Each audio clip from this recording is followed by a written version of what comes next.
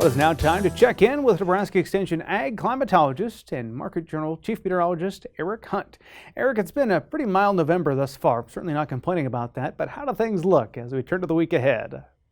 Well, thanks, Bryce. It has indeed been a mild November, and I don't think the outlook I'm going to show you here in just a second is going to disappoint you if you're wanting mild weather to continue.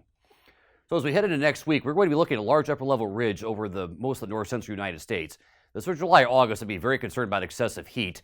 But since it's been November, we're going to be looking at temperatures statewide, mostly the 60s, ample sunshine, lighter wind speeds, and just generally very pleasant weather.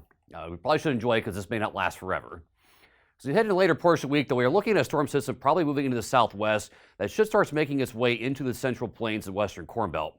Now, again, the timing and strength, a lot of these things are, as often the case, is uncertain at this point, but it does look like we should be getting some chances of rain into the state as we head into the later part of next week, particularly the eastern portion of Nebraska.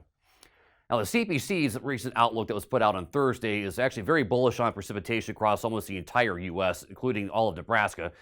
I will say at this point, the models have not been particularly bullish on precipitation for most of the western half of Nebraska. They're a bit more bullish on precipitation for the eastern half of Nebraska.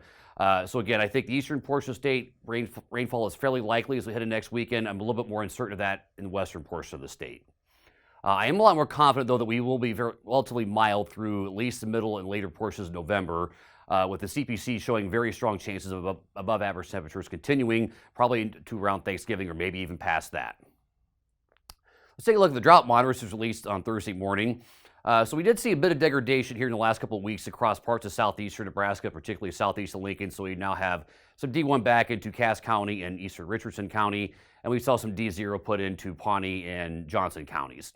The good news, though, is this is the least amount of drought we've had since late July of 2021.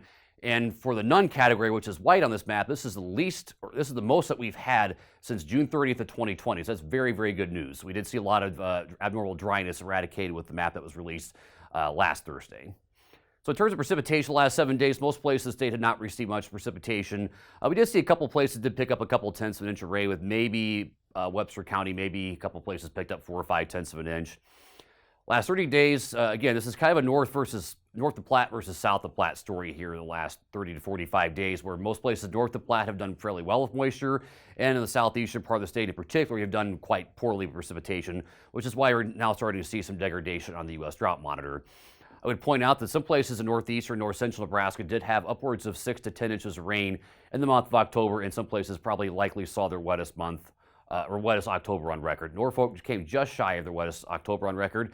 But the good news is you actually are running above precipitation for the year 2023, which is great news considering 2022 was the driest year on record in that area. In terms of soil moisture, to finish out for the update, again, quite dry across parts of southeastern Nebraska, and soil moisture percentiles are generally fairly low across southwestern Nebraska. So again, very much a north of Platte versus south of Platte story. Hopefully we can get some precipitation in this part of the state as we head into the later part of next week to improve this map. Thanks. Back to you, Bryce.